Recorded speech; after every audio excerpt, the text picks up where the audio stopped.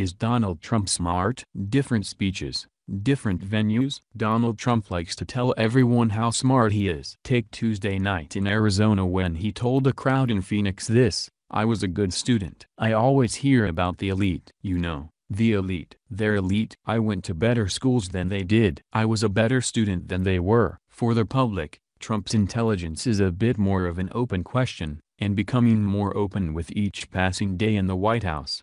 A new Quinnipiac University national poll showed that 55% of Americans think Trump is intelligent while 43% say he is not. Which is interesting, but not nearly as interesting as how rapidly the number of people who think Trump is smart has dropped since November 2016. In a November 22 Quinnipiac poll, 2 weeks to the day after the election, 74% said Trump was intelligent while just 21% said he was not.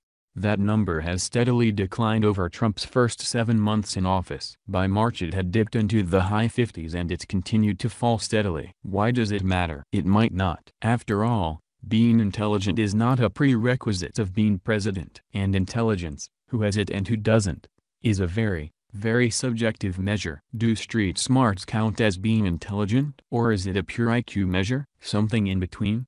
Neither? And some of the question about how smart Trump winds up being a proxy for whether or not you like him. 9 in 10 Republicans say Trump is intelligent while just 25% of Democrats say the same. 55% of independents say Trump is intelligent. Still, the numbers, and the rapid drop in them, are interesting and telling. Take, for example, the fact that 42% of Democrats said Trump was intelligent in January and only 25% say that now. Or that 70% of independents called Trump intelligent in January, but only 55% say so now. It's impossible to offer a foolproof conclusion that explains those dips. But it is absolutely true that in the wake of the 2016 election that even those who disliked Trump also viewed him as a master reader and manipulator of the American public. The default assumption was that he had been, and would continue to be, playing three-dimensional chess, and that Democrats would need to up their game to match him.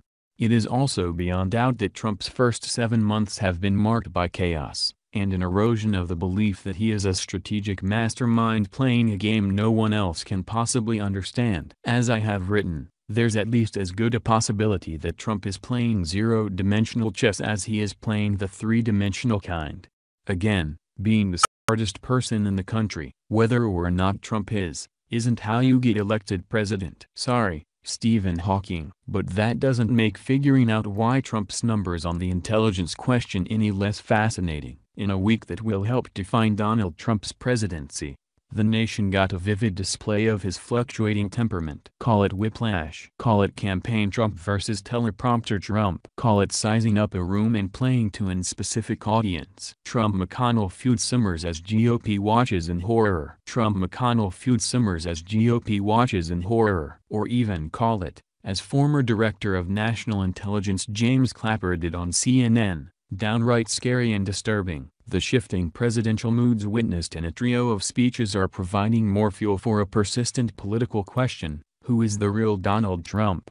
No one can be sure which version of the president will show up on any given day, whether in the Oval Office, on TV or on Twitter. Trump on Thursday waded into the debate himself, claiming that his jarring emotional shifts were evidence of rare political dexterity and talent. The fake news is now complaining about my different types of back-to-back speeches. Well, there was Afghanistan, somber, the big rally, enthusiastic, dynamic and fun, and the American Legion, V.A., respectful and strong, Trump wrote in a pair of tweets. Too bad the Dems have no one who can change tones. As the president suggests, seeing him simply as a creature of moods tends to oversimplify the case. While the debate over which is the authentic Trump gets at his temperament, it fails to dig deep on his persona and political method. Whether he's running hot, as at a campaign rally in Phoenix on Tuesday night, or keeping his cool as commander-in-chief in his Afghanistan strategy speech on Monday, or before the American Legion on Wednesday in Reno, Nevada, Trump is pushing many consistent themes and ideas, sometimes openly, sometimes more subtly. These concepts, including culture, race, history, patriotism and loyalty, are beginning to emerge as a philosophical guide to his presidency. In his Tuesday night campaign rally, Trump blasted the media and questioned reporters' patriotism, slammed Republican senators and misquoted his own remarks about the events in Charlottesville, Virginia, to debunk criticism of his conduct on a scarring national debate on race.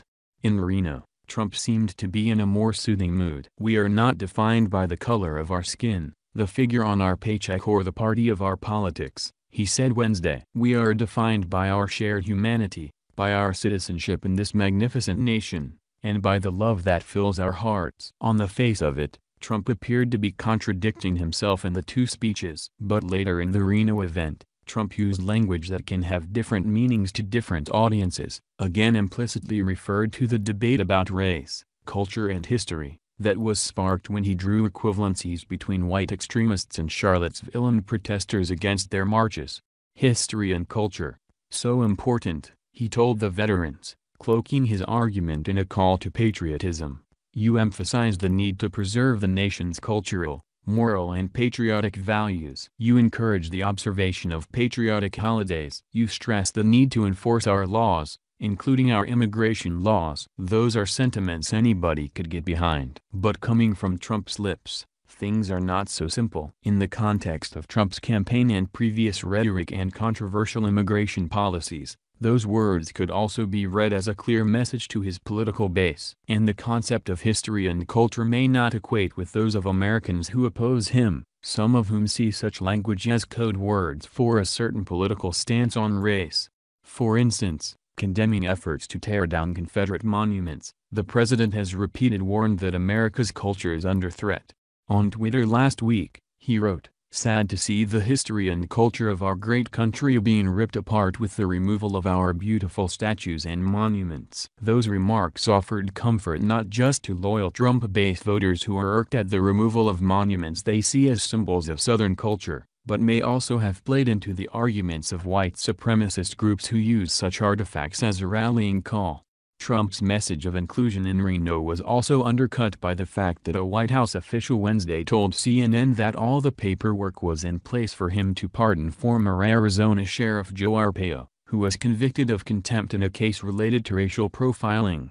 For Trump's critics, such a step would run counter to his message of racial unity, but it would be consistent with his frequent desire to reach out to his political base on issues like undocumented migrants and immigration. It would not be the first time that the president has appeared to offer a conventional, unifying message, but conveyed more subtle political signals when he has been in his calm, commander-in-chief mode. In June, the president's speech in Warsaw was hailed by many U.S. commentators as a return to the values and assurances that have underpinned the Western alliance for decades, following his campaign trail denunciations of NATO. But many in Europe heard a quite different message, picking up on his language and stark question, do we have the desire and the courage to preserve our civilization in the face of those who would subvert and destroy it? To critics, Trump was invoking a version of the West in line with his own nationalist views, advocating a white, Christian civilization with impenetrable borders that would be antithetical to the more secular, multicultural vision of many Europeans. Trump has also been talking frequently about another core value, loyalty. In recent weeks, loyalty to our nation demands loyalty to one another. Love for America requires love for all of its people, Trump said in his speech on Afghanistan policy on Monday night. On Tuesday, in Phoenix, he hit the same theme. We must rediscover the bonds of love and loyalty that bring us together as Americans, right? On the surface no one could argue with that. Yet Trump's conception of loyalty might give critics pause. Throughout his 7-month-old presidency, Trump has shown himself fixated with loyalty, and his perception that he is not getting enough of it.